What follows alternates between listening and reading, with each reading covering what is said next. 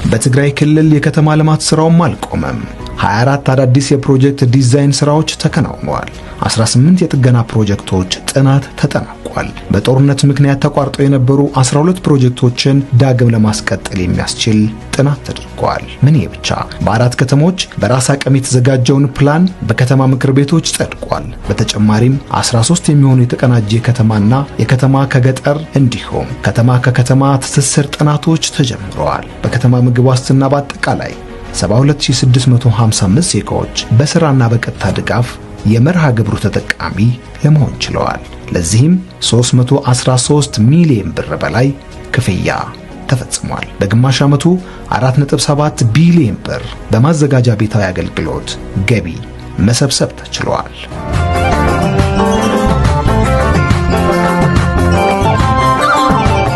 ከጦርነት ማግስት አገልግሎቶችን ከማስቀጠል እኩል ኢንዱስትሪዎች ወደ ምርት ማስገባት በፌደራል መንግስቱም በጊዜያዊ አስተዳደሩም ከፍተኛ ትኩረት ተሰጥቶ የተሰራበት ውጤቱም እጅግ አመርቂ ሆኖ የተነሳ ነው።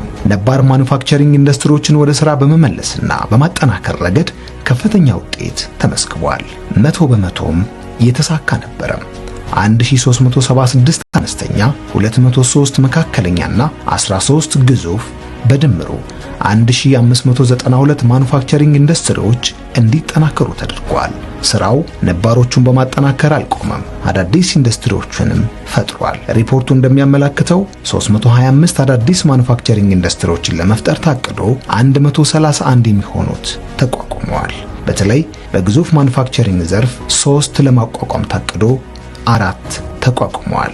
ከውጭ የሚገቡ ምርቶችን በሀገር ውስጥ በመተካት ረገድ ትልቅ ስኬት ተመስግቧል። 131445 ቶን ምርቶችን በሀገር ውስጥ በማምረት 80.7 ሚሊዮን ዶላር የውጭ ምንዛሬ ማዳን ተችሏል።